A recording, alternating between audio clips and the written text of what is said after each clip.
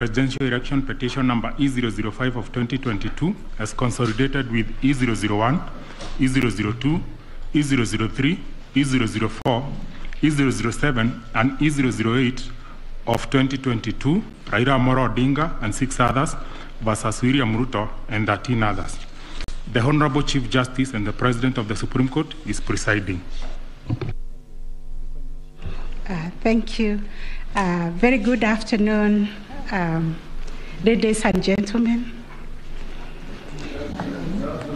Yes, this is the judgment of the court, which is delivered pursuant to Rule 23(1) of the Supreme Court Presidential Election Petition Rules 2017 in the presidential election held on the 9th August 2022. This is an abridged version of the judgment. The full judgment will be delivered after 21 days. Kenya is a sovereign multi-party democratic state whose foundations are firmly spelled in the Constitution. The Kenyan people's quest for electoral reforms since independence is well documented. That notwithstanding, and even without going back to the pre-1992 era, every cycle of elections has been highly contested, with the exception of 2002. This speaks to a background of distrust of the administration of our electoral process. Informed by this setting, Kenyans made a decision to vest the Supreme Court with the jurisdiction to determine questions regarding the validity of a presidential election under Article 140 of the Constitution. The reactions following the declaration of results of the presidential election of 9th August 2022 shows that the Independent Electoral and Boundaries Commission, IEBC, has not yet garnered universal public confidence and trust in the internal management of the Commission and elections. On the 15th August 2022, 6 days after the general elections were held, Mr. 𝒓𝒊𝒈𝒉𝒕, the chairperson of IEBC, announced the following results. Raila Odinga, 6.942,930 votes, representing 48.85%. William Ruto, 7.176,141 votes, representing 50.49%. David Wahiga, 31,987, representing 0.23%. George Wajakoya, 61,969, representing 0.44%.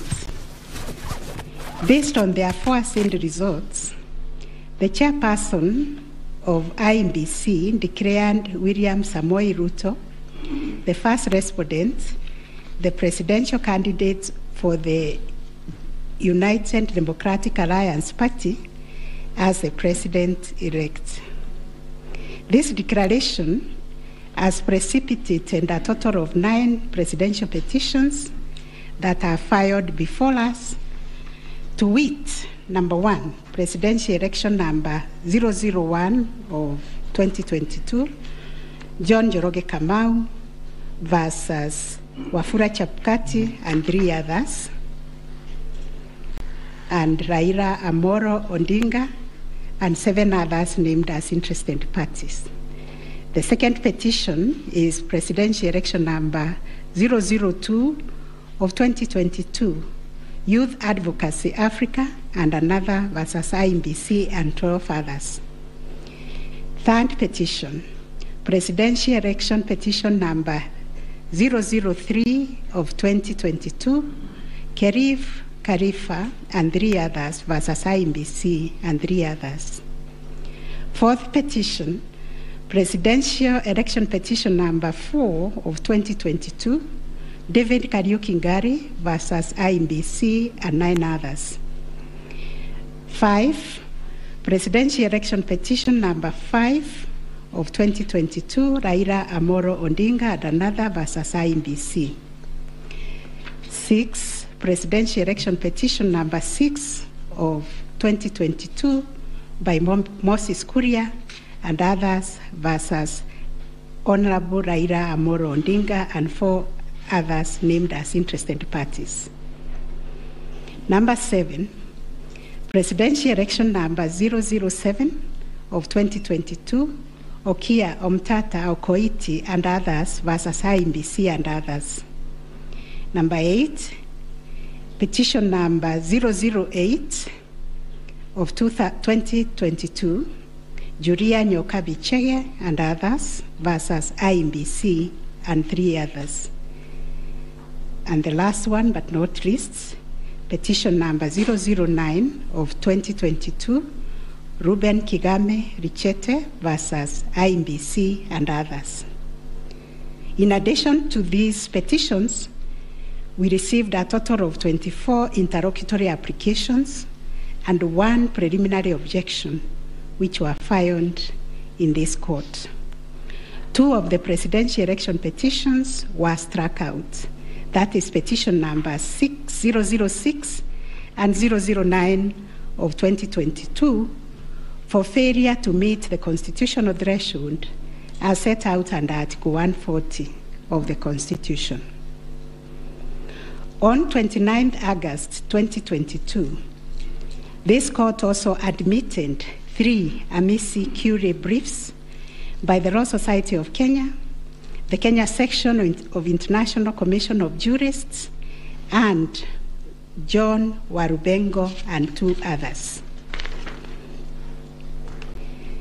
Upon perusing and considering the issues raised in the remaining presidential election petition numbers 001, 002, 003, 004, 005, 007, and 8, the responses and the submissions filed thereto, this court found that all the 7 petitions substantially raised similar issues and sought similar reliefs.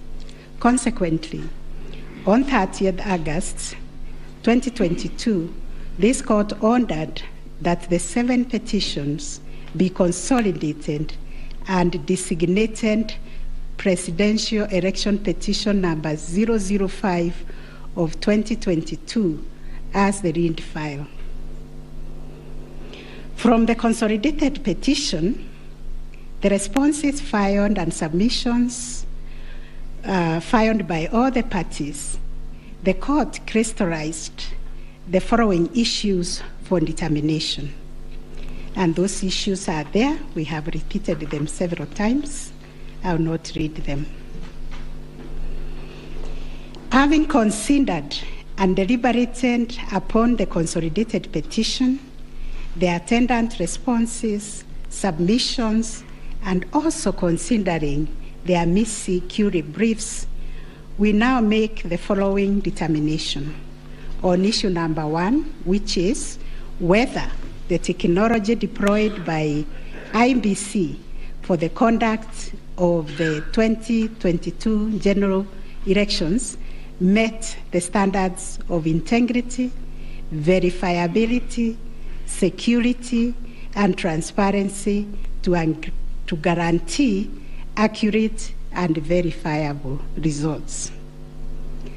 As noted in the introduction, lack of trust in the electoral system has endured in Kenya for a long time. This led to the introduction of electoral technology following recommendations made by the Independent Review Commission on the general elections held on the 27th December 2007, popularly known as the 𝒓𝒂𝒔𝒂𝒄 Commission report. That report recommended integration of technology into Kenya's electoral process for registration, identification of voters, and transmission of results. These were enacted in Section 44 of the Elections Act 2011.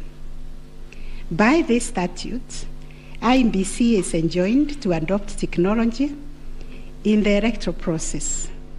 As a consequence, the IEBC developed a technology known as Kenya Integrated Electoral Management System, KIMS, making Kenya's election process an hybrid as it employed both technology and manual processes. The first, third, and fourth petitioners in the consolidated petition challenge the technology used by IEBC during the 2022 general election. They plead that the manner in which technology was deployed and utilized fell short of the prescribed constitutional and statutory standards.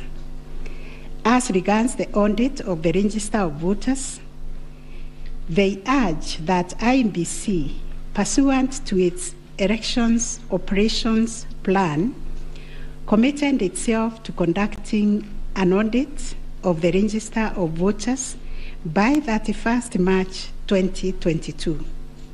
To the contrary, they arrange it only publicly availed the audit report on its website on 2nd August 2022, which was only 7 days to the elections.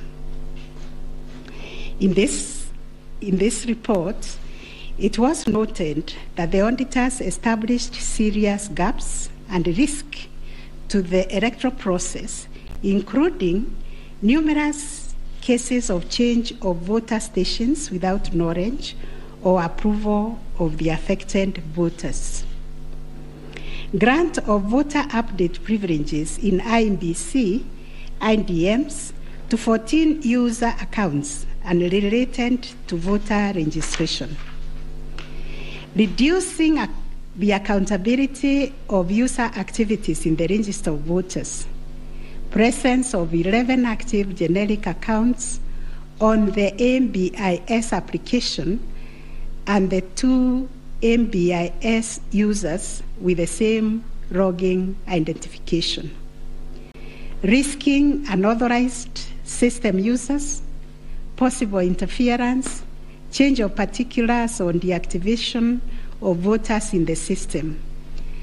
IEBC's failure to set up access, decertification, and user activity review process. And IEBC was also arranged to have failed to respond to requests by auditors for crucial information. On the integrity of the technology deployed, it was the case for the seventh petitioner that in order to comply with Article 86 of the Constitution and Section 44 of the Elections Act, the technology deployed must be simple, accurate, verifiable, secure, accountable, and transparent. On the simplicity of technology, the seventh petitioner contends that the KIMS kits failed the tests as they were not easily usable by ordinary citizens without expert knowledge. They further assert that IEBC was expected to procure and put in place a technology necessary for the conduct of the general election at least 120 days before the election and ensure consultation with the relevant agencies, institutions, and stakeholders. Furthermore, the petitioners arrange that IEBC violated its constitutional duty by delegating the design, implementation, and conduct of the KIMS components of the election to a foreign company, Smartmatic International Holdings, BV. As a result, IEBC staff and the public did not have full comprehension of the KIEMS components. They conclude, therefore, that IEBC abdicated and surrendered its role to conduct elections to Smartmatic, and that IEBC vigorously fought any attempt to subject Smartmatic's activities to accountability and transparency, including the safeguards required by Regulations 61, 69, and 75 of the Elections General Regulations 2012. In response, IEBC has submitted that the electoral system met the constitutional threshold, that all the necessary information was accessed only by the authorized persons. The information was accurate, complete, and protected from malicious modification, either by authorized or unauthorized persons. IEBC maintained an audit trail on activities related to information, and that the information was available and could be authenticated through the use of various security features.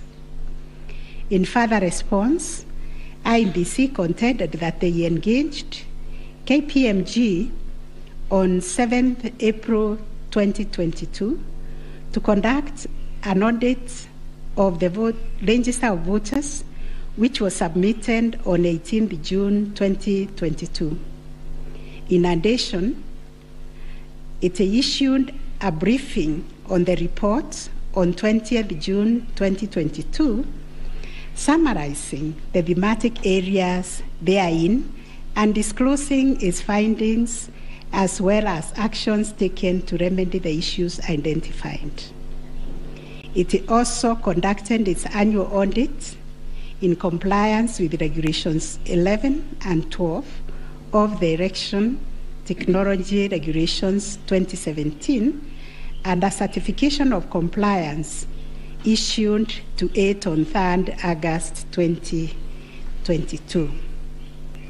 IEBC relied on sworn affidavits by Michael Ouma, Moses Sunkuri, and Hussein Majan on 26th August 2022, which were to the effect that it published the interim report by KPMG on 8th June 2022 and embarked on remedial measures aimed at effecting the recommendations ahead of publication of the final report.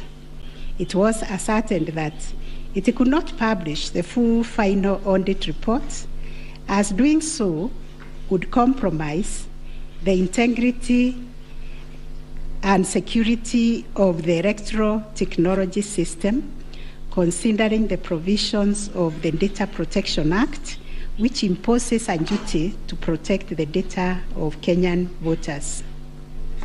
On the other hand, the first and second respondents urged that even if there was failure of technology, it did not vitiate the result of the presidential election.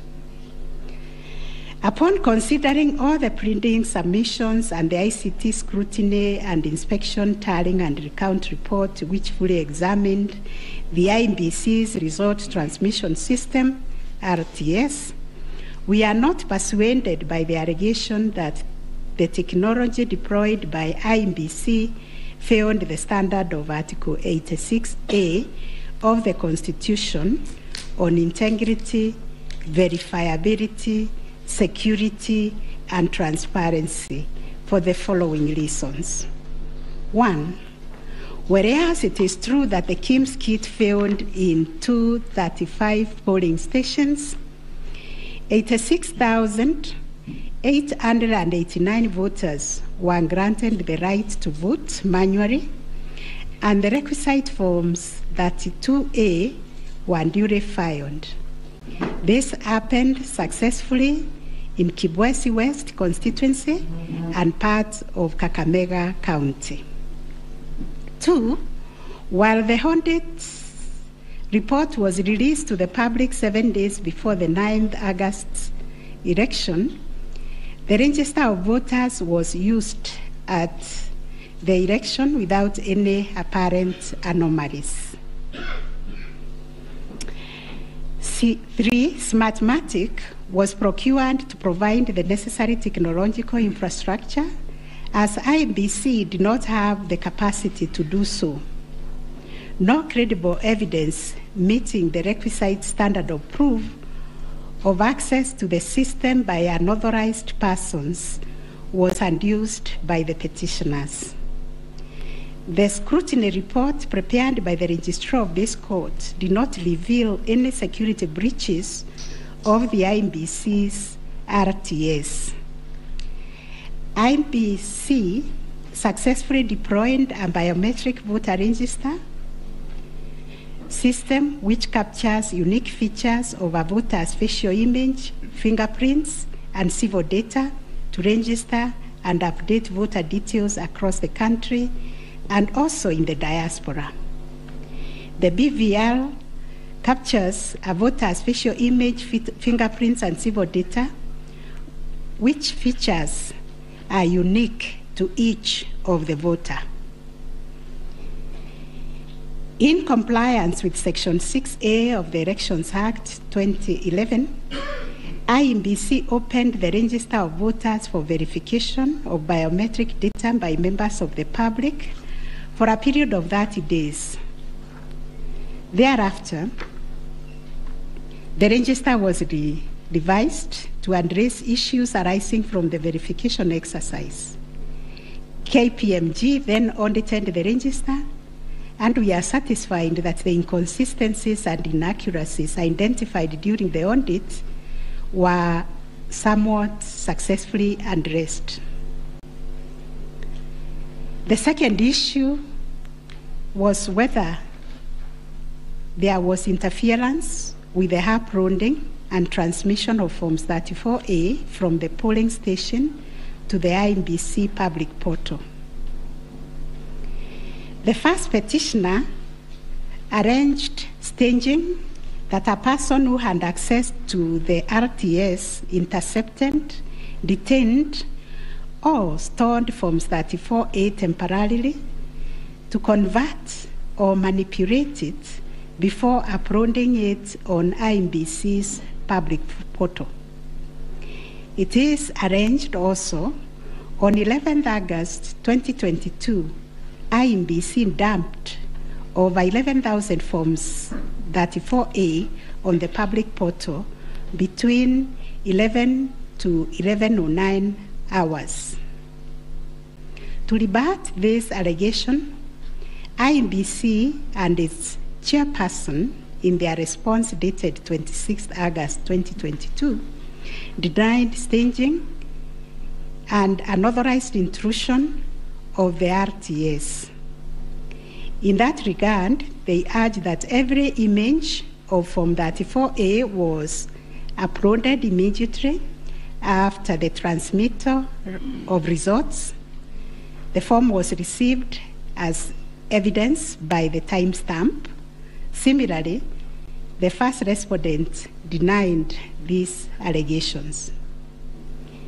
Our finding: 1, no credible evidence was presented to prove that anyone accessed the RTS to intercept, detain, or store Forms 34A temporarily before they were uploaded to the public portal. The allegation that 11,000 Forms 34A were affected by staging was similarly not proved. 2, the allegation that IEBC, its officials and strangers used a tool to tamper with the Forms 34A before converting them to the portable document format, that is PDF, that eventually appeared on the public portal, was sufficiently explained when IEBC demonstrated how KIMS captured and transmitted the image of Form 34A. Accordingly, we dismiss that allegation. 3, during the ICT scrutiny, it turned out that the transmission logs produced in the affidavit of Justice Nyangaya were of no probative value.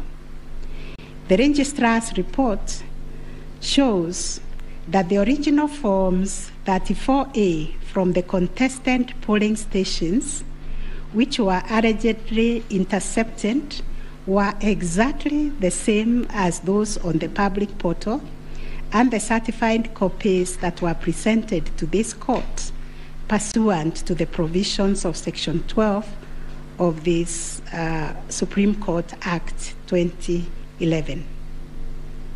4, regarding the allegation that the integrity of the public portal was compromised, this was disproved by evidence of consistent attributes such as unique timestamps, uniform PDF conversions at the polling stations, correct polling station mapping, and consistent KIMS reporting from verification to transmission of results. 6, the RTS was configured on a virtual platform network, VPN, and the SIM cards locked to a specific polling station.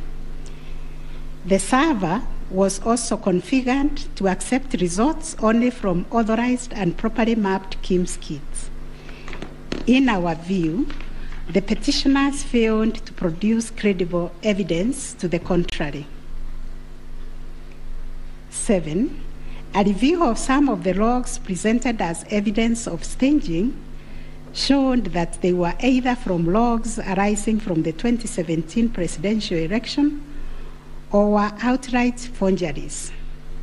In our considered view, there was no evidence of a man-in-the-middle server configured to the IEBC's VPN network, and no evidence was produced to show that the chairperson of IEBC and staff were part of the arranged conspiracy to stage the transmission process.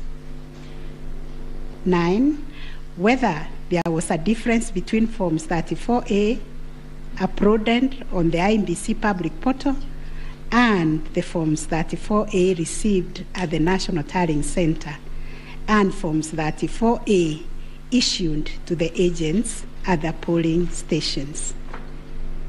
On this issue, the first petitioner's case was that there was deliberate manipulation and tampering with Forms 34A, as demonstrated in the affidavits, to the effect that votes were being deducted from the first petitioner and being added to the first respondent.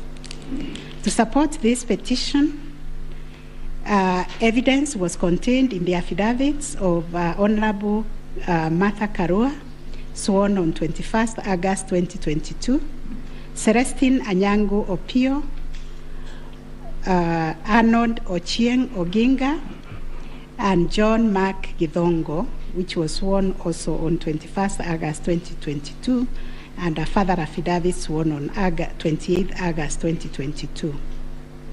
Dr. Nyangasi also swore an affidavit on 21st August 2022, and so was Martin Papa, to support that allegation of handing and subtraction of votes. On the other hand, IEBC and its chairperson urged that all Forms 34A transmitted to IEBC portal were not interfered with or manipulated. Further, that the Forms 34A signed at the polling station and issued to the agents were identical to the Forms 34A uploaded on the public portal and delivered to the National Tallying Center at the Bomas. It was contended that in any event, IEBC used the original physical Forms 34A to tally, verify, and declare the presidential election results. This court ordered scrutiny of the forms from the 41 polling stations outlined in the affidavit of Celestine Opio to ascertain the allegation of interference. And this is our finding. One, there were no significant differences captured between the Forms 34A uploaded on the public portal and the physical Forms 34A delivered to bombers that would have affected the overall outcome of the presidential election. B, no credible evidence was presented to support the allegation that Forms 34A presented to agents differed from those uploaded to the public portal. The report by the registrar of this court confirmed the authenticity of the original forms in the sampled polling stations. The affidavits of Celestine Opio and Arnold Ochieng Oginga, while containing sensational information, were not credible, as the registrar's report confirmed that all the Forms 34A attached to those affidavits and purportedly given to them by the agents at select polling stations were significantly different from the originals, certified copies, and those on the public portal. The purported evidence of Celestine Opio and Arnold Oginga, sworn in their respective affidavits, are not only inadmissible, but are also unacceptable. It has been established that none of the agents on whose behalf the forms were being presented swore any affidavit, that there is nothing to show that they had instructed both Celestine and Arnold to act for them.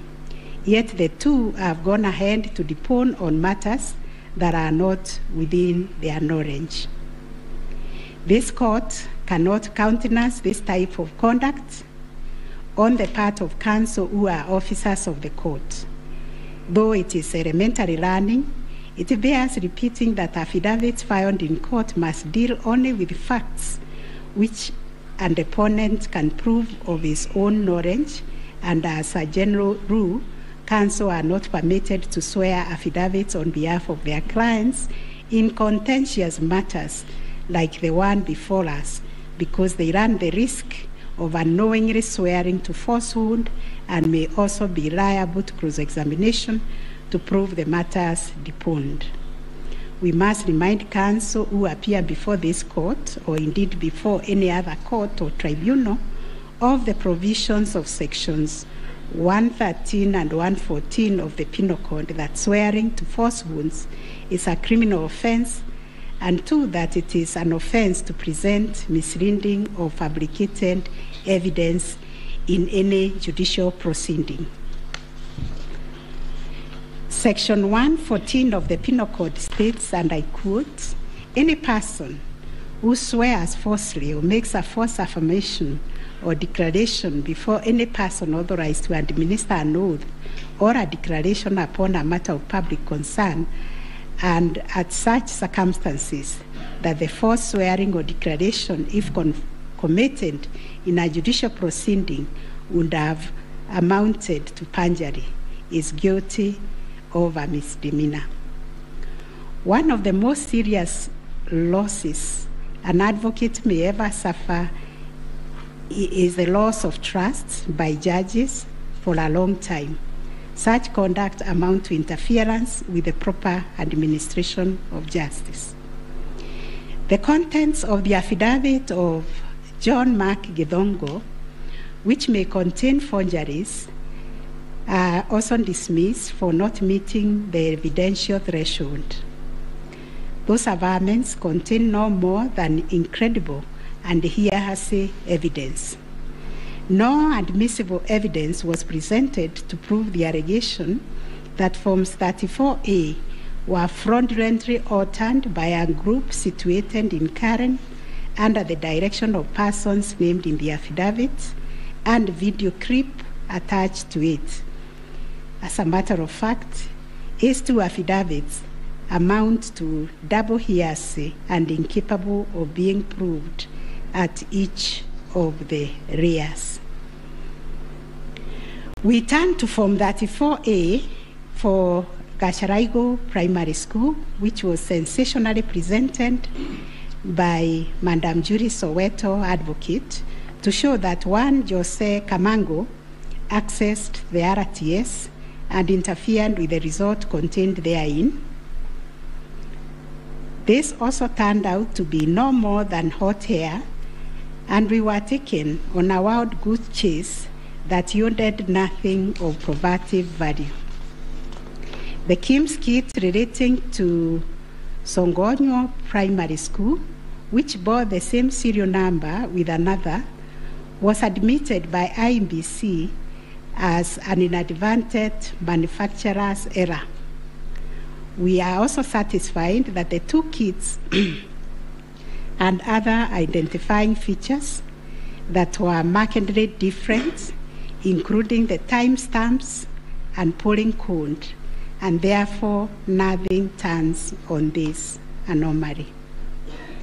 Therefore, to the question whether there was a difference between Forms 34A uploaded on the IMBC public portal and those received at the National Tallying Center and those issued to the candidates' agents at the polling station, we have found none.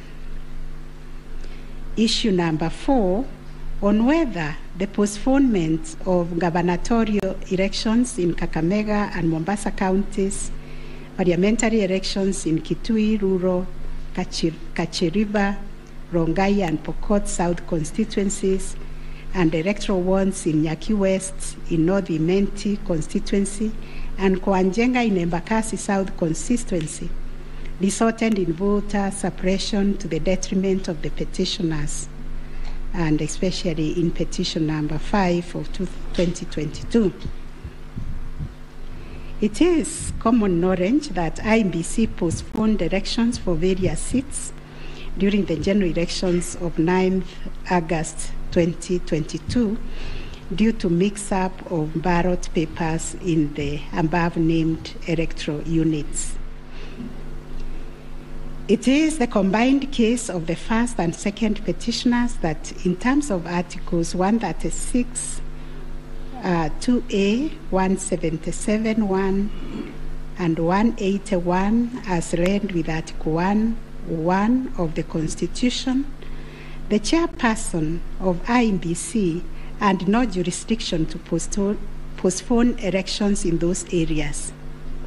That Section 55B of the Elections Act is inconsistent with the Constitution and therefore void to the extent that it purports to donate to IMBC power to postpone elections in the constituency, county, or ward, contrary to the Constitution, and the postponement undermined the conduct of free, fair, credible elections by depriving the voters an opportunity to vote for all the candidates on the dates stipulated by the Constitution. The petitioners further contend that the postponement of elections and the overall effect of suppressing voter turnout in the electoral units in question, which was prejudicial to him.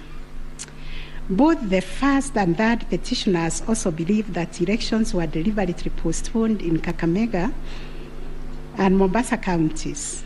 It was arranged that these areas are considered to be first petitioner strongholds, and as such, the postponement of elections worked to his disadvantage and handed that benefit to the second respondent. These assertions were denied by IMBC and its chairperson. They, however, admitted that they experienced confusion with the printed ballot papers and explained that they only discovered the mix-up on the eve of the election when the ballot papers were being distributed to the polling stations.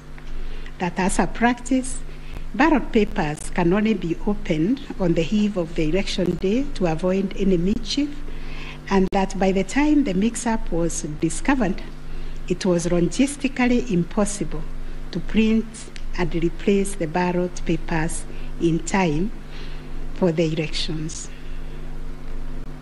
For this claim to succeed, it must be demonstrated first IEBC and no authority in law to postpone the elections, and secondly, that the postponement was deliberate and calculated to suppress voter turnout so as to affect the result by reducing the petitioners' overall votes. We've looked at the provisions of Section 55B of the Elections Act, which provides for circumstances when elections can be postponed in a particular electoral unit, including in cases of emergency. We are therefore satisfied that on the basis of the foregoing provision, the third respondent and the requisite power to postpone election in the constituencies, counties, and wards in question. Concerning the allegation of voter suppression, we note that voter suppression is generally recognized as a political strategy which takes many forms, but whose practical effect is ultimately to reduce voting by deliberately discouraging or preventing targeted groups of people from exercising their right to vote and thereby to influence the outcome of an election. It therefore goes against the letter and the spirit of Article 38, which guarantees every citizen the right to make political choices based on universal suffrage. As regards this allegation, it has not been shown that by postponing elections in the named electoral units, IEBC acted in bad faith or was influenced by irrelevant factors and considerations. From the explanation tendered, we are satisfied that the postponement was occasioned by a genuine mistake, which in our view could have been avoided and the members and staff of IEBC been more diligent when they went to inspect the templates in Athens, Greece, where the printing of ballot papers was undertaken. In the absence of any empirical data, we cannot find a basis upon which to conclude, as a matter of fact or evidence, that the postponement affected voter turnout, as a consequence of which the first petitioner alone, as a presidential candidate, suffered disadvantage. At any rate, the nature of the ballot being an individual decision and secret, there may be other factors to which the turnout in the named units can be attributed.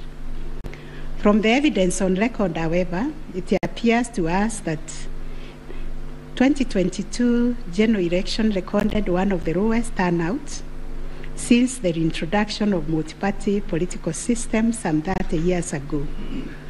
If there was a low voter turnout, it affected all the 6 categories of candidates, and its explanation, in our view, lies elsewhere, but certainly not a calculated suppression.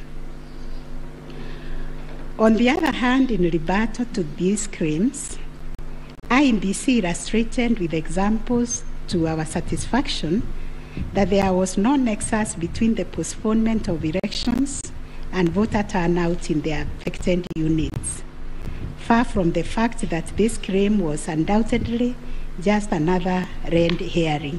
It has nothing to do with the question under review, and accordingly we reject it and hold that there is no proof that the postponement resulted in voter suppression to the detriment of the first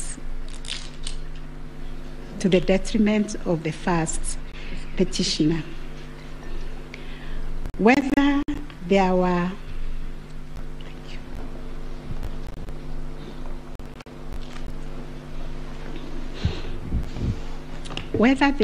unexplainable discrepancies between the votes cast for presidential candidates and other elective positions. Issue number 5. The first petitioner was categorical that there was systemic ballot stuffing in certain counties, mainly in the Rift Valley and central parts of Kenya, where, according to him, a total of 33,208 votes were cast for president only, without corresponding votes for the other elective positions. On the part of IEBC and the chairperson, while acknowledging that indeed in some instances there was vote differential between those cast for president and for other positions, but maintained that they were insignificant, and those instances related to votes by prisoners and citizens in the diaspora who only vote for the president but did not take part in other elective positions. The differential also includes rejected ballot papers and stray votes which do not count as valid votes.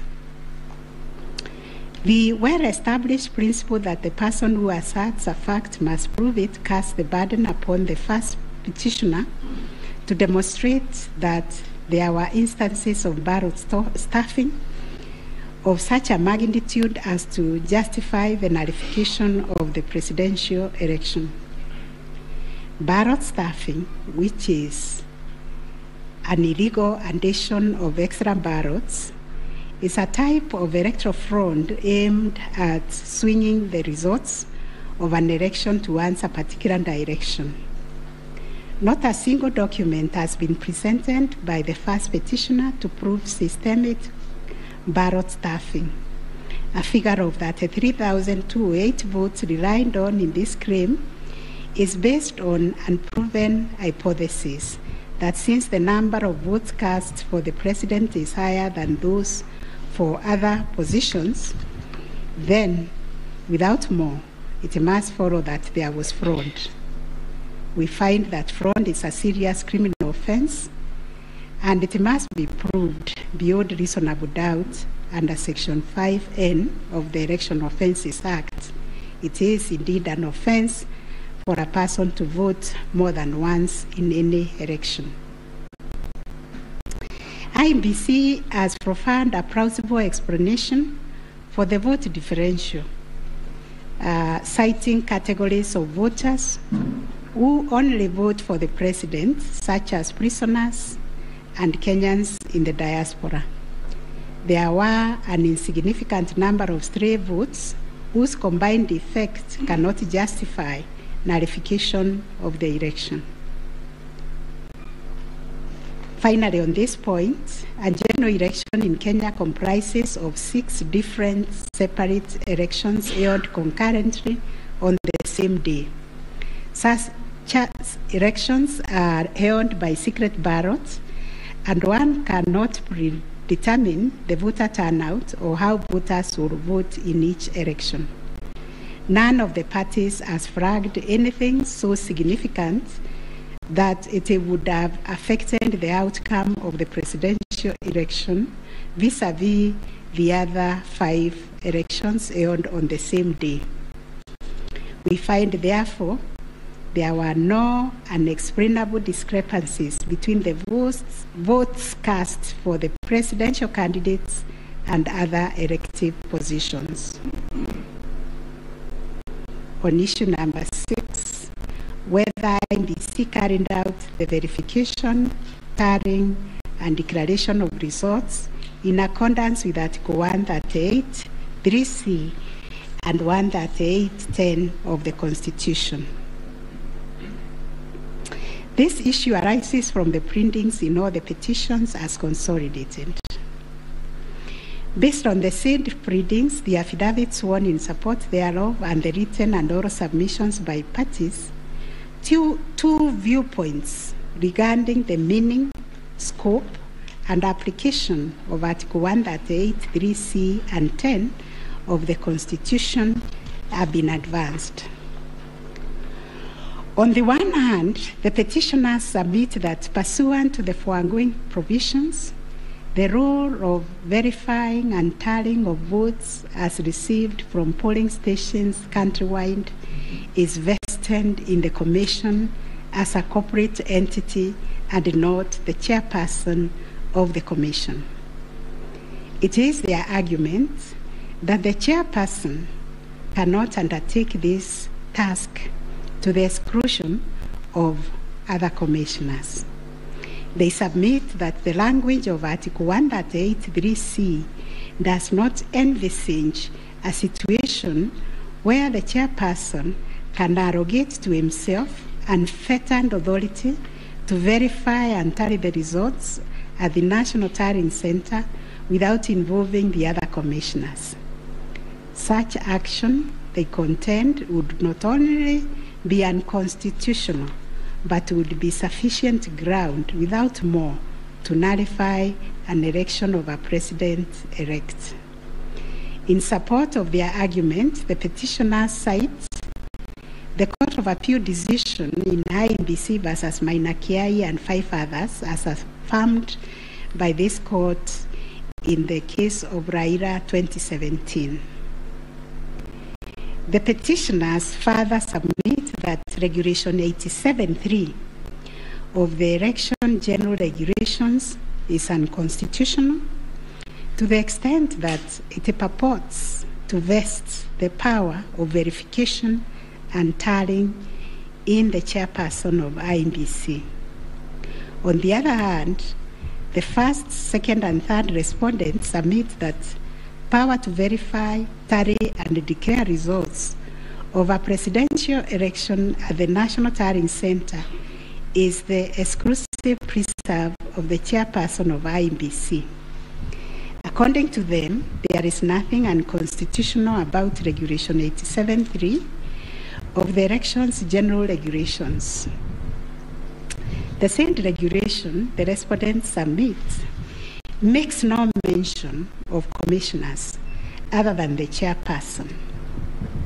At any rate, the respondents argue Article 138(3)(c) of the Constitution does not envisage a situation where it is the commissioners who personally undertake the task of verifying and tallying the results as entered into the thousands of Forms 34A.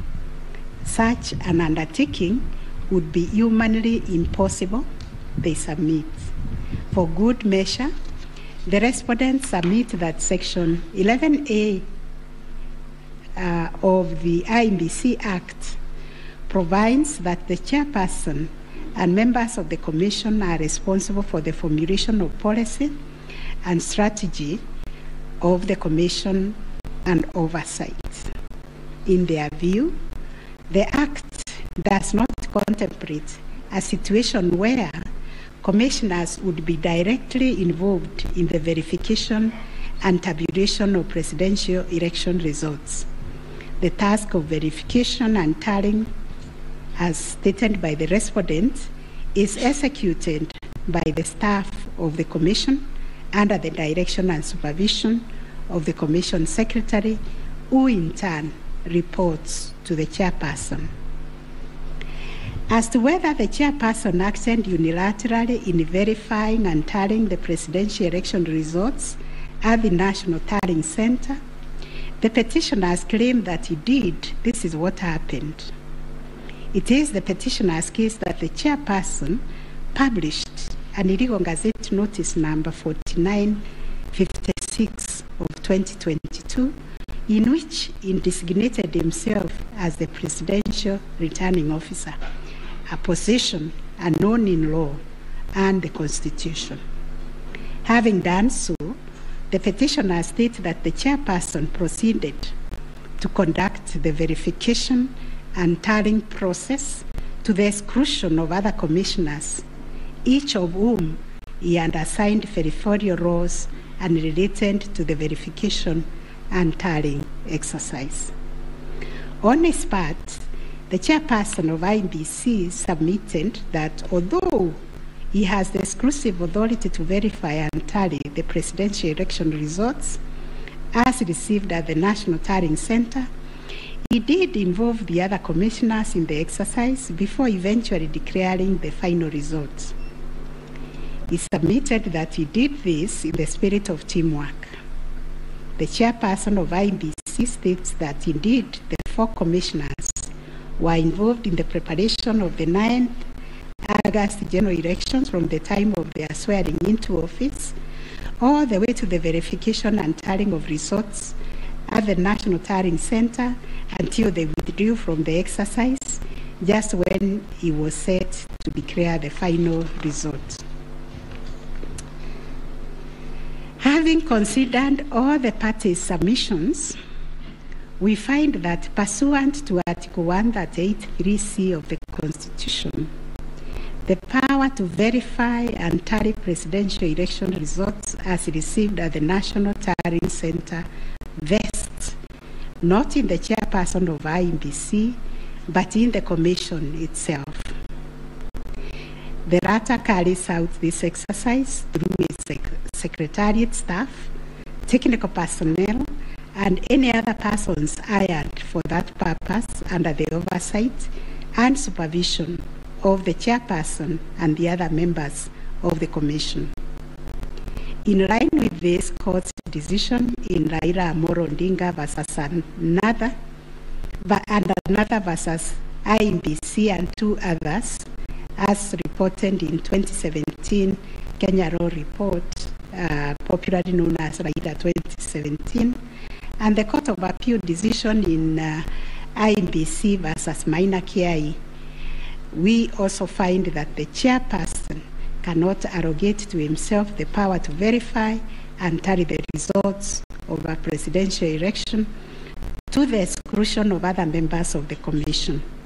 Indeed, Article 138(10) of the Constitution, although the power to declare the result of a presidential election after verification and tallying is vested in the chairperson, it does so only as a delegate of the Commission.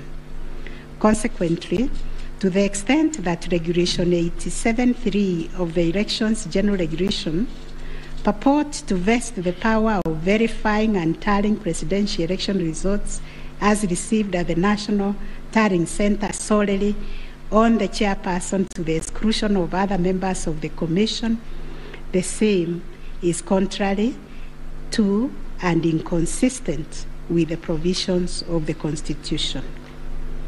That said, we, however, take cognizance of the fact that the 4th, 5th, 6th, and 7th respondents, referred to as the 4 commissioners, actively participated in the verification and tallying exercise from the beginning up to the and until just before the declaration of the result by the chairperson. They took turns announcing the results as verified and tallied, and were present and active during the actual verification and tallying at Bomas.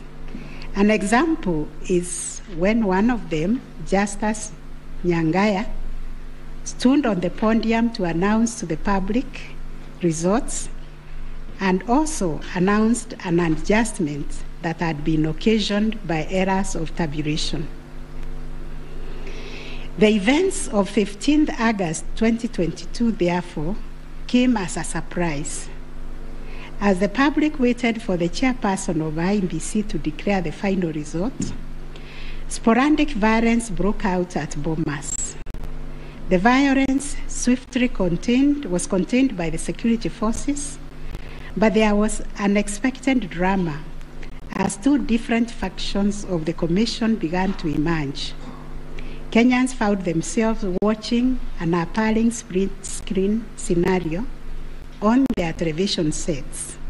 On one part of the screen was the chairperson readying himself to declare the results in accordance with Article 138(10) of the Constitution. On the other part of the screen were the 4 commissioners on the runs of the Serena Hotel, Nairobi, from where they announced that they would not own the results that were soon to be declared by their chairperson.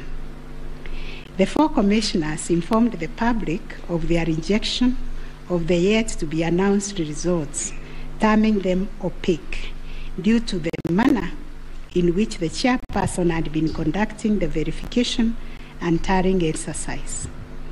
In his affidavit dated 25th August 2022, Justice Nyangaya averred that the chairperson's actions during the tallying and verification exercise at Bomas made it difficult to ascertain the total number of votes cast and the actual number of votes attained by each candidate, so as to enable him authoritatively state the commission and declared accurate results.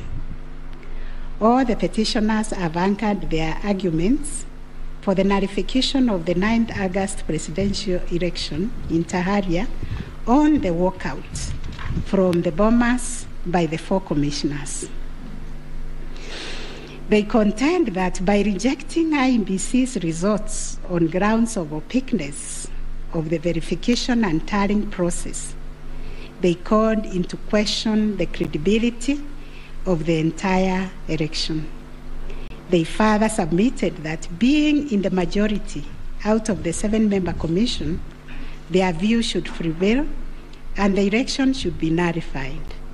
It is the petitioner's argument, therefore, that a dysfunctional commission cannot deliver a credible election.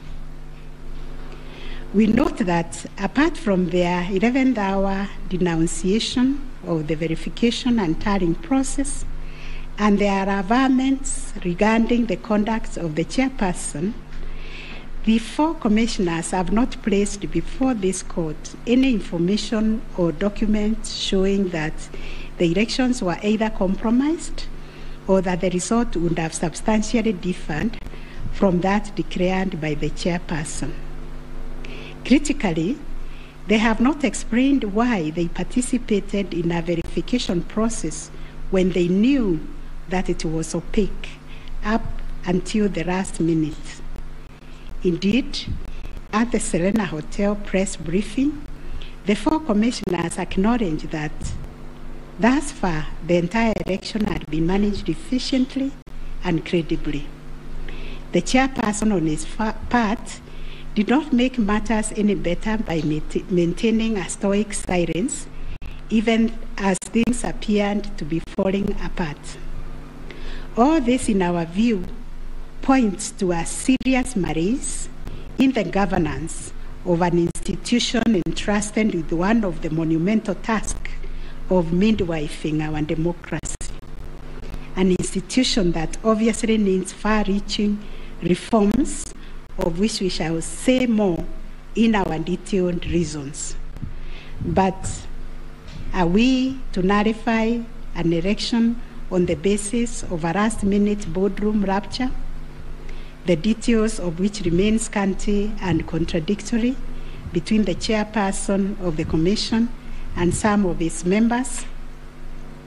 In the absence of any evidence of violation of the Constitution and our electoral laws, how can we upset an election in which the people are participating without hindrance, as they made their political choices pursuant to Article 38 of the Constitution?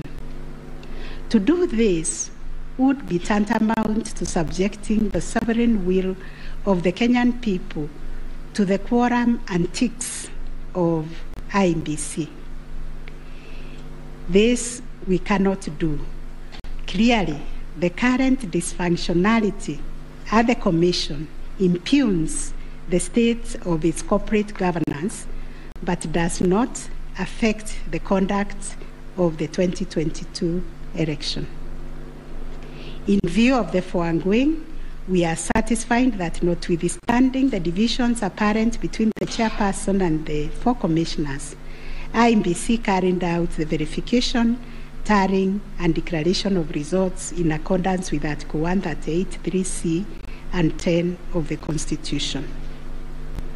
Issue number 7, whether the declared President-elect attained 50 plus 1 of all the votes cast in accordance with Article 138 of the Constitution.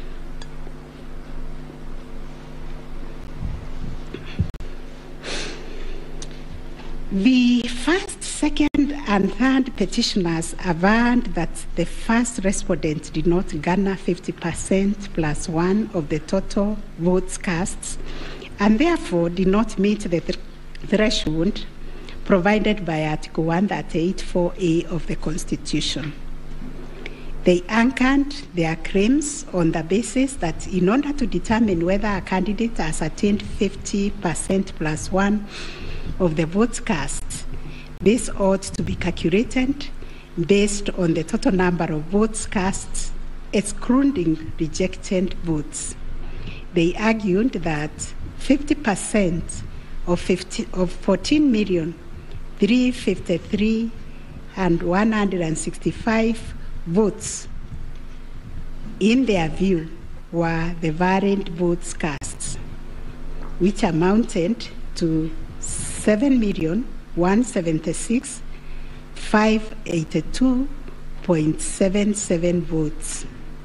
They therefore contended that by attaining 7.176141 votes, the first respondent did not meet the constitutional threshold to be declared president-elect.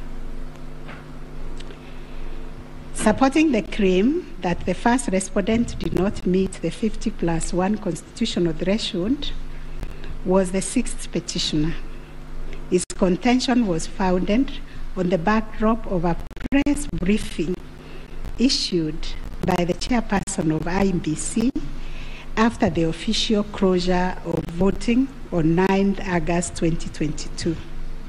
According to the sixth petitioner, the chairperson of IEBC announced that the voter turnout was 65.4% of the total number of registered votes based on the verification of the KIMS kits which were functional during the process of voting. In addition, the sixth petitioner urged that the voter turnout of 65.4% did not include some 238 polling stations where the KIMS kit had malfunctioned, necessitating use of the manual register. It was therefore urged that the minimum number of votes cast could not be less than 14,466,779. Additionally, that this number was bound to increase once the number of votes from the areas that used the manual register were included. The sixth petitioner further claimed that a summation of the minimum number of votes cast and untallied manual votes would represent the actual voter turnout. In challenging the declaration made by the chairperson of IEBC, the sixth petitioner affirmed that the final tally published in Form 34C only accounted for 14,326,641 votes cast, including some 113,614 rejected ballots. The sixth petitioner contended that this tally did not factor in some 140,138 votes cast using the manual register. The sixth petitioner computed this number by subtracting 14,326,641 declared votes cast from 14,466,779 generated by the sixth petitioner as representing 65.4% of the voter turnout. Referring to the tallies in Form 34C, the sixth petitioner summed the number of votes cast for each candidate as follows: Raila Odinga, 6,942,193; William Ruto, 7,176,141; Wahiga Mwaura, 31,987; and George Wajackoya, 61,969, adding to a total of 14,213,027. He then added 140,138,000 arranged to be untallied votes, and this yielded a total of 14,353,165 total valid votes, which the sixth petitioner used to compute the percentages garnered by each candidate as follows. William Ruto, according to him, garnered 49.9%, Raila Odinga 48.3%, Wahiga 0.22%, and Wanjakoya 0.3%. It is on this basis that the sixth petitioner grounded the claim that none of the candidates met the constitutional threshold as set out in Article 138(4)(a). IEBC and its chairperson disputed the sixth petitioner's claim. They submitted that the declaration of results is based on the number of people identified as having voted on the KIMS kit and not the total persons on the voters' register as arranged. They contended that the final voter turnout, comprising of the voters who were identified through the KIMS kit and those who voted manually, was 64.76% and not 65.4% as arranged by the petitioners. They urged that the announcement error by the chairperson of IEBC on 10 August 2022 was immediately clarified during the same press briefing. And evidence of this correction was provided to this court in an affidavit of the first and second respondents in Presidential Election Petition number 7 of 2022. According to IEBC and the chairperson, 14,239,862 voters were identified using the KIMS kit, while 86,889 voters were identified using the printed voter register. Therefore, the total valid votes cast were 14,213,137, while the total number of rejected ballots were 113,614, constituting 14,326,751 total votes cast. They illustrated that the first respondent garnered 7.176141 votes against 14,213,137 total valid votes cast, yielding a percentage of 50.49 to meet the requisite constitutional threshold for a candidate to be declared president-elect. In the upshot, the percentage attained by each candidate was as follows: Raila Odinga 48.84%, William Ruto 50.48%, Waiga Mwaure 0.22%, and John Wanjakoya 0.43%. IEBC and its chairperson also submitted that the KIMS kits malfunctioned in 235 polling stations, necessitating the use of the printed voter register.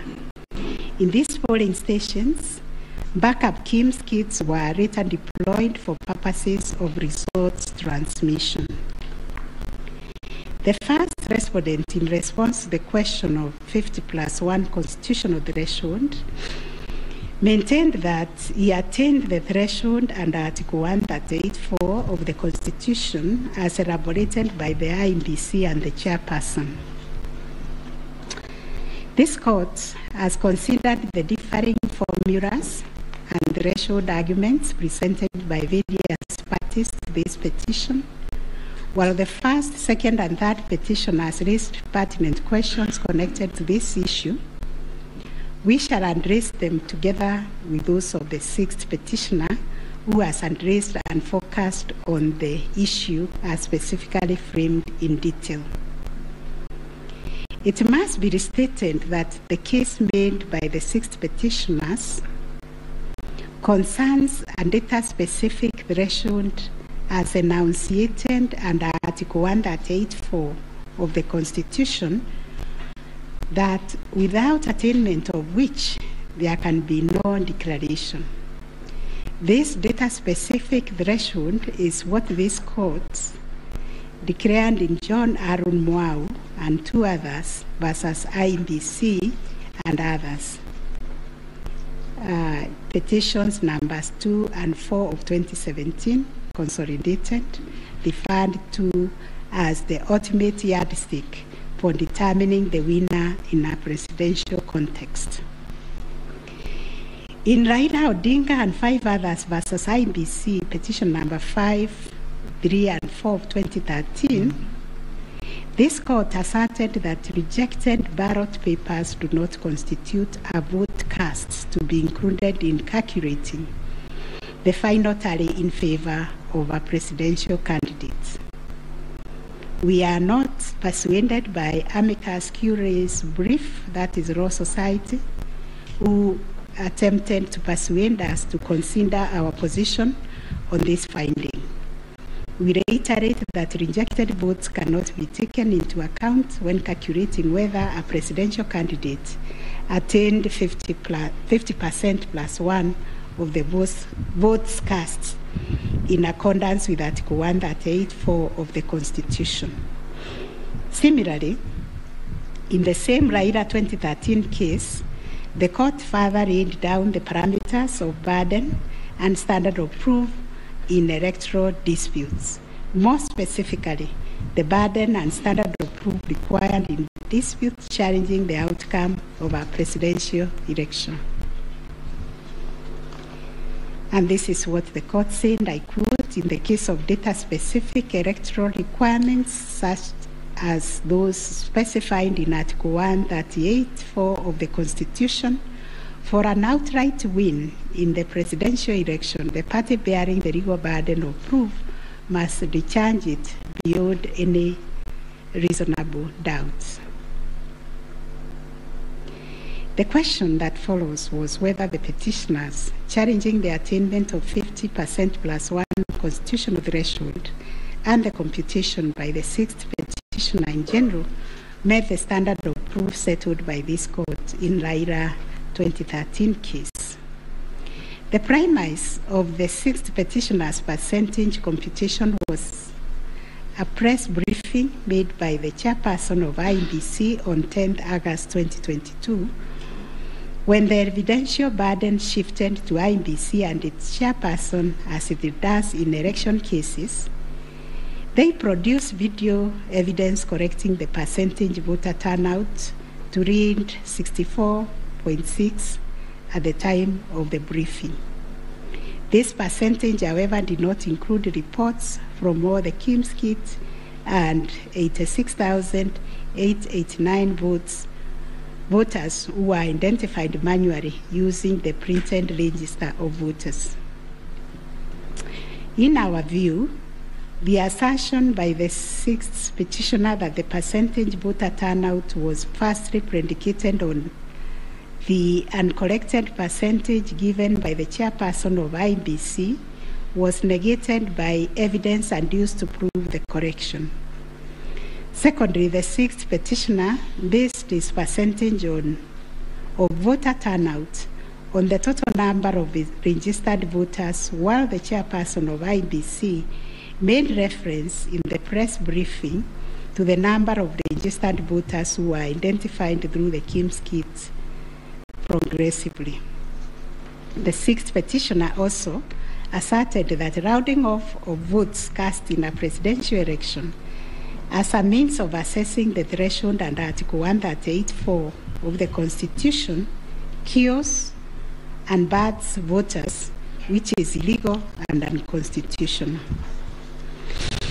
We have deliberated on this proposition and found that it is not mathematically sound and that the rounding off done by IEBC and its chairperson was correct. Consequently, we find that the petitioners did not provide a watertight case to warrant the setting aside of the results of the presidential election on the basis of not having met the threshold provided under Article 138(4)(a) of the Constitution. On the voter turnout, therefore, we find that the formula predicated on the number of voters identified through KIMS kits progressively and used by IEBC and the chairperson to generate a percentage of 64.76% was correct. Having settled the issue of voter turnout, we must ask ourselves whether in the making of the declaration, the chairperson of IEBC applied the formula in Article 138(4) of the Constitution, which is total votes cast less rejected votes divided by 2 must always give 50% plus 1 vote.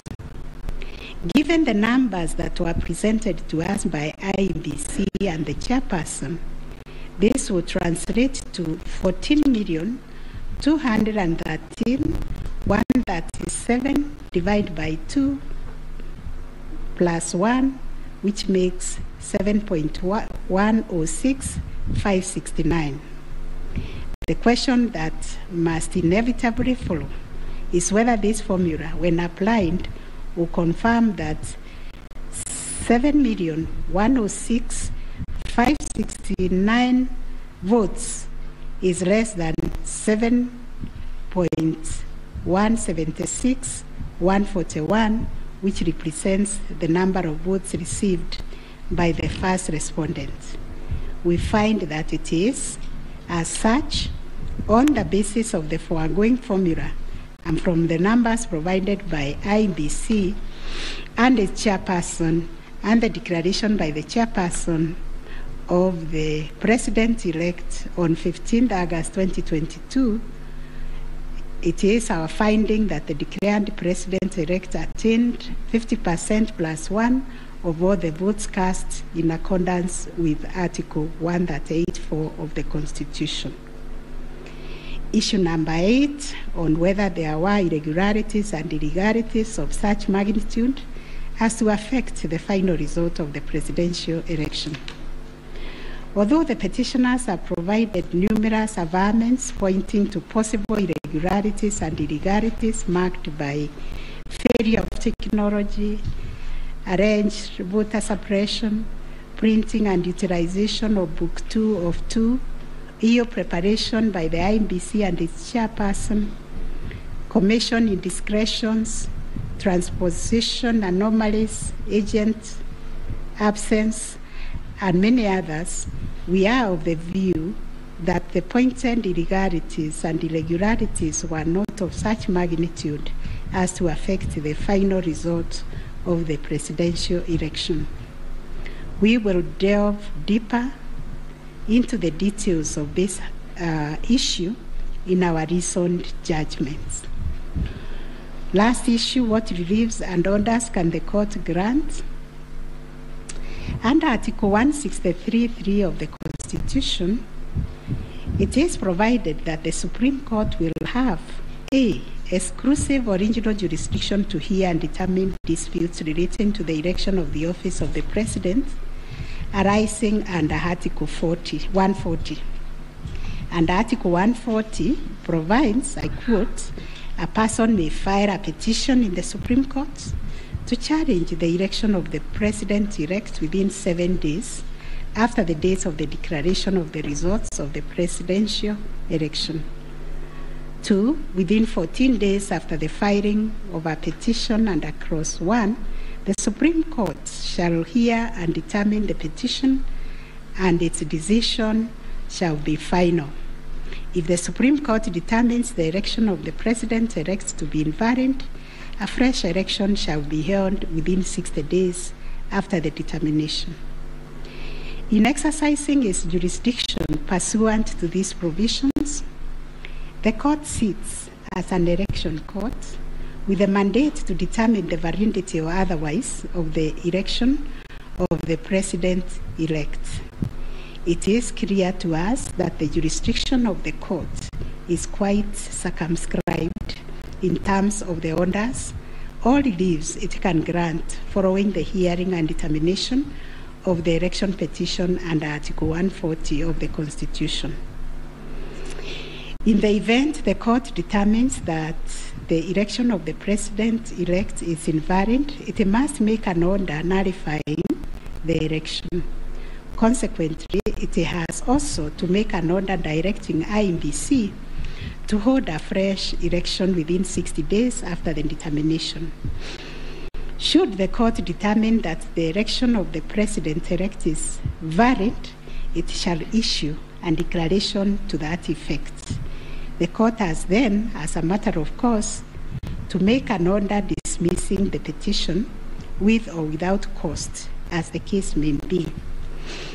In the strict sense, therefore, these are the only orders that the court may make under the Constitution.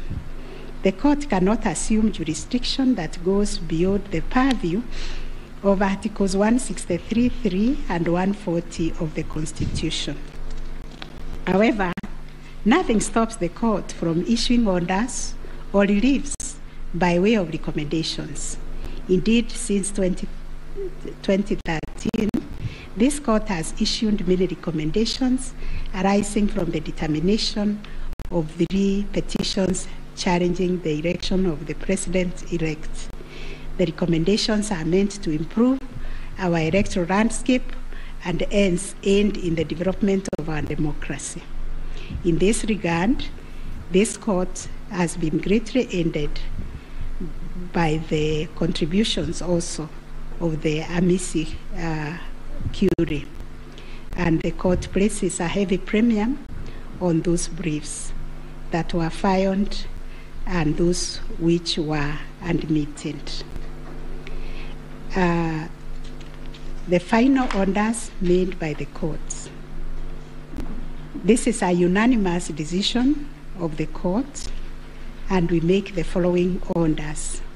1, the presidential election petition number E005 of 2022 as consolidated with the presidential election petition numbers E001, 2, 3, 4, 7, and 8 of 2022 are hereby dismissed. As a consequence, we declare the election of the first respondent as president-elect to be valid under Article 143 of the Constitution.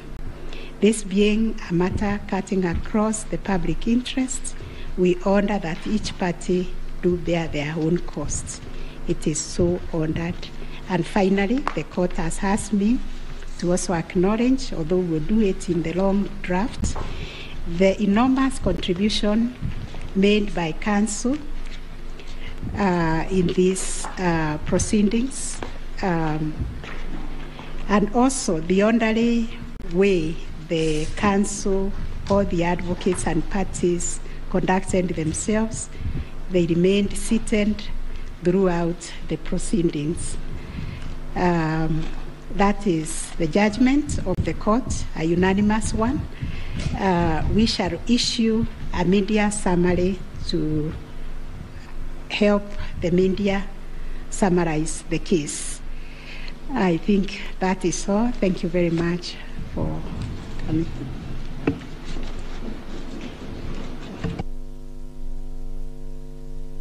My Lady, Madam Chief Justice, and the learned judges of this court, again, I am requested by my colleagues to thank you most profusely for your labors into delivering this judgment, listening to all of us, and giving our nation this judgment so that we may move forward. Thank you, and God bless you. It may please the court. It is not true that I asked the Attorney General Emeritus to talk on our behalf. Next time you should talk to me. Let me similarly, on behalf of the lawyers for the counsel for the first and second petitioner, thank the court, and it has been a journey, worthwhile journey, sitting through these proceedings, and we thank the court for your patience and for the delivery of this judgment within the time stipulated. We thank you.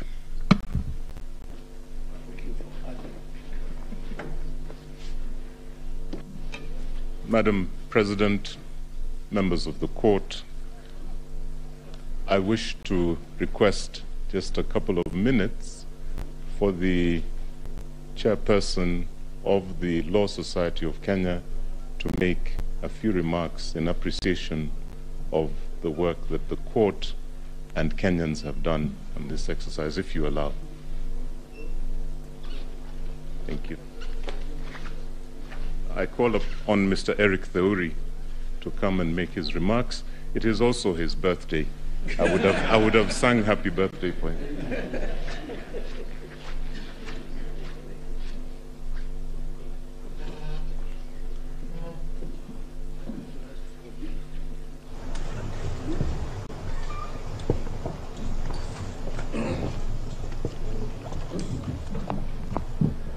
My Lord, the Chief Justice of the Republic of Kenya, the President of the Supreme Court, the Deputy Chief Justice and all the Justices of the Supreme Court, I think it would only be fair that I make my remarks after Counsel for the Respondents, Senior Fred Ngatia, makes his remarks to the court.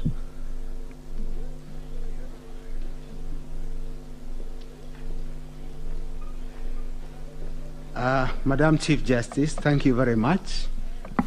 It's so kind for the President to acknowledge that age goes before youth.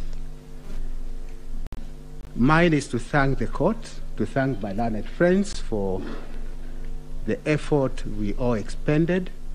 We thank this court for clarifying certain issues, and we look forward to a less corrosive 2027. Thank you very much.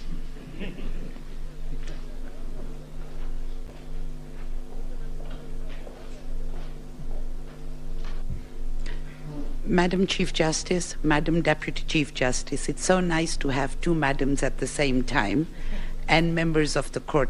Since there are only men talking, I decided that I should become a woman and talk. It's becoming too much of a male affair in here. But on behalf of the, well, I think we were the third petitioner, I wish to thank you, and you've clarified the Regulation 87.4, which I was feeling very passionately about, that it was unconstitutional from what I've heard. But thank you very much for the time you spent, and we do apologize if at times we looked like hooligans. I mean, you have said we behaved well, but we didn't behave as well as we should have. But thank you very much for your time and for delivering this judgment.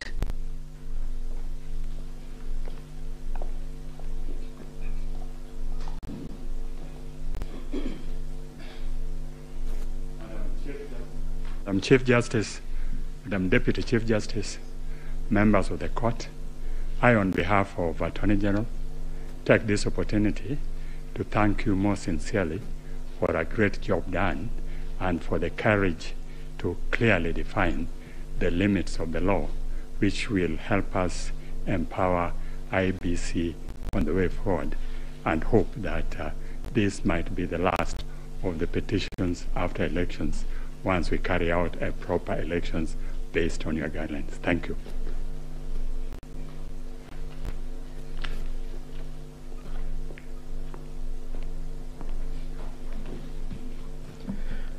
The Chief Justice and the Justices of the Supreme Court, on a light note, my members would be extremely worried if we take the submissions of Senior Counsel Orengo that this should be the end on account of fees.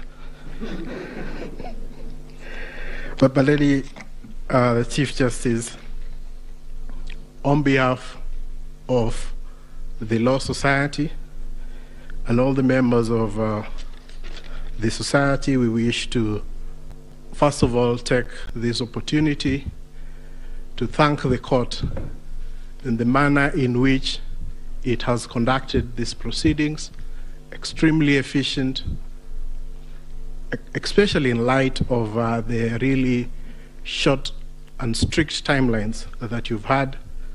But the management of the proceedings, the manner in which the court adopted a somewhat inquisitorial nature to the conduct of these proceedings is something that as a society we have noted, and we wish to commend the court And we do hope that the other courts, as they determine any petitions, election petitions that would go before them, will similarly adopt such inquisitorial attitude so that we try and really enrich the process that these proceedings intend to achieve.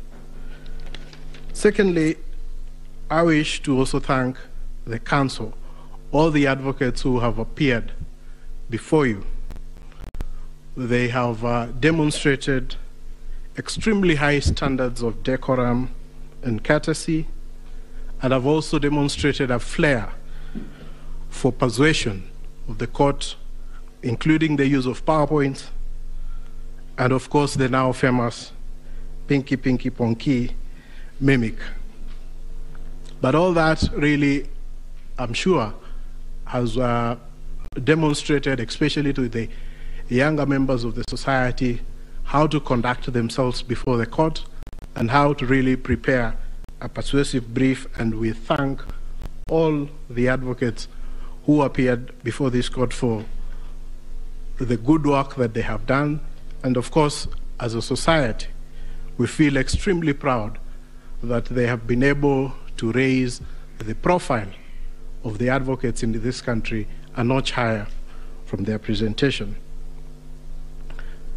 So, my lady and my lord, it's not lost to us that at the end of these proceedings, and once we are able to get your judgment after 21 days, that it is democracy and the Kenyan people who are the winners. The decision today, in a way, validates the choices that were made by the Kenyan people on the 8th of August, and they also help to build confidence in the institutions that manage the elections and the court.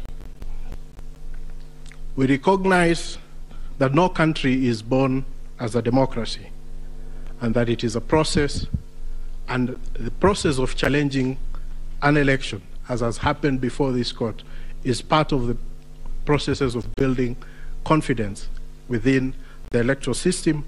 And we thank all the petitioners for choosing to challenge the results before this court. But at the end of the day, Kenya stands tall as a beacon of democracy, and we are very grateful that we've had this opportunity also as a law society to appear before the court and to give an amicus brief which the court has had time to consider. So we thank you and we wish you a good day. I know it has been a long 14 days, but you can rest, and we'll be looking forward to the decision that you deliver within 21 days. Thank you so much, my lady and justices of the Supreme Court.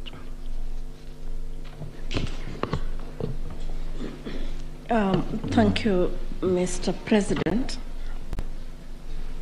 I have been asked by the President of our court to react to your submissions, and in so doing, I am obliged to say that we are truly humbled by the statements that you have just made. More humbled because those statements come from both sides of the divide. And thank you for appreciating what we have to do within a very short while.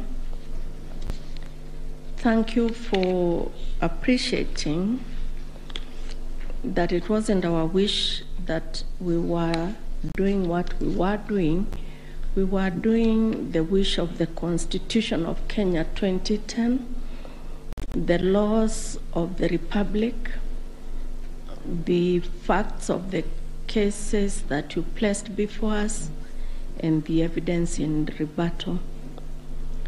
We know that, and we have repeatedly said this, the President and I, whenever we have had time to talk to you in other fora, that we are incomplete without this side of the bar we are incomplete without the advocates. We thank you. We will get opportunity to do that in the main judgment, in the reasoned judgment. But we really appreciate your industry. We were impressed by the submissions you took. And we were impressed, and we said this the last 3 days, I'll tell you something about that in a minute, by how deeply you believed in your clients' cases. That we think is a mark of an extremely grown legal profession, and we ask that you do not bring the bar down. You keep taking it up. In any contest of whatever nature, and even if we say there are no winners and losers, and even if we say that the winners are the Constitution and the people of Kenya, the truth is that some 6 million Kenyans will not be happy today. But that's the nature of the work we do. What we hope, and we hope you can advise your clients and our brothers and sisters that are the Kenyan people, that that is what was expected. One side had to win. One side had to be in total or a great extent of compliance with the Constitution and electoral law than the other side. That's how we saw it. We thank you very much. We, the 7 of us, have not slept since we parted company on Friday. I think it is showing on our faces. And we thank you that you appreciate that we work under difficult circumstances, especially because of time. As ground rules, we agreed when we left you here on Friday that we would not pick any of your calls. A lot of you called us, but we just couldn't pick your calls. And I hope you understand that we couldn't. We saw that you were trying to call us, but we just could not pick the calls. I hope you understand. And now if you allow us, again, on behalf of these 7 men and women, thank you very much for appreciating what we have to do. Thank you for giving us the honor to serve this country in these capacities. And let's hope that we can continue to grow our democracy this way. And thank you very much for everything you also do for the country. And now you allow us to go home and sleep. Thank you. The court is adjourned.